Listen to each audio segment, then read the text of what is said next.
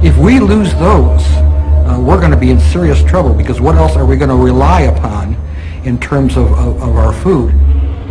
Honeybee pollination accounts for a good third to the half of the crops that we get our greatest nutrition from. If the honeybees disappear, unless we come up with a zillion little honeybee robots immediately, which we're not going to, it's going to lead to crop failure. The honeybee is vanishing because A, of a virus, B, a parasite, C, nobody knows. The same could be said, by the way, for the bat, another one of those unsympathetic creatures that, guess what, eat mosquitoes by the bushelful, thank you very much. So it's this scary confluence of events that all of a sudden these mainstay species, whether we like them or not, they're important to us, are disappearing for reasons that not only we can't prevent, but we can't even understand. You've got the depletion of species that you haven't seen before. You've got extraordinary growing water problems around the world. You've got depletion of fisheries all over. You've got rapid increases in the price of food that you've never seen before. As the food supply shrinks, a lethal chain of events unfolds. It's a known fact that if America stopped exporting food because of a food crisis, immediately 100 nations would go hungry, and that in a year's time, Africa might lose 500 million people to famine. This much I know, that where you have famine, you have plague. Where you cannot feed people properly, they become more susceptible to disease. And when you have disease, where people cannot do the work that they need to raise and transport the food, you have famine. This cycle of disease and deprivation, if unchecked, could lead to the type of instability that can sweep the globe. When you have that, you inevitably, sadly, have wars and governments fall, and the domino effect. That's what I'm most worried about beginning in 2012. If this domino effect is not averted, there could be a serious threat to the survival of the human race.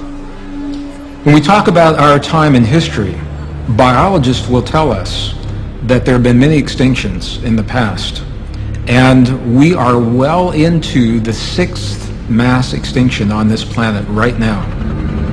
We're going to go back to a situation very similar to Soylent Green, if you remember that movie years ago, where they're feeding off of plankton, and pretty soon they're feeding off of each other. Life has been nearly wiped off the Earth 5 times before. Could there be another major extinction event in the future? Warnings from Nostradamus may unlock the answer. A striking number of ancient prophecies appear to coincide with the Mayan depiction of 2012 as a cosmically significant year. The predictions of famed prophet Nostradamus are also believed to describe the troubling array of global conditions today, disturbingly close to 2012. Even the lost book's astrological symbols seem to concur, as if they are veiled clues pointing to an impending shift. What's interesting about this second image is the man with the bow, Sagittarius. And if you know your astronomy, and believe me, Nostradamus knew his astronomy, you know that Sagittarius is shooting his arrow almost exactly into the center of the galaxy. Some interpreters believe the arrow in this drawing is pointing to the very place in the sky where the sun is predicted to rise in 2012.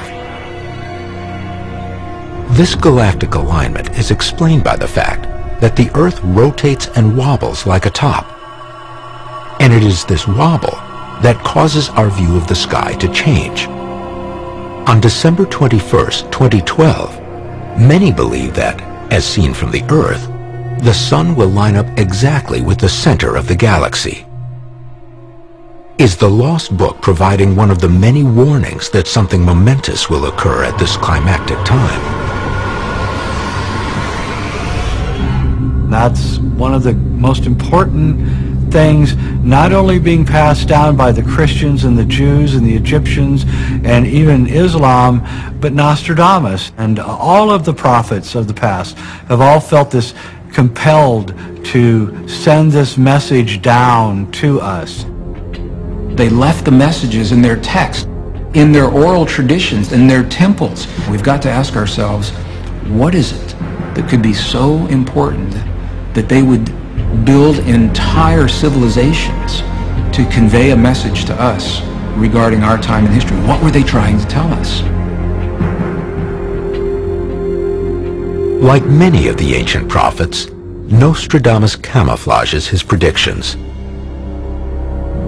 He writes his prophecies in the 1500s in southern France, when questioning the royals or the Catholic Church is a crime punishable by death. This forces him to be extremely careful in stating his most controversial visions of the future.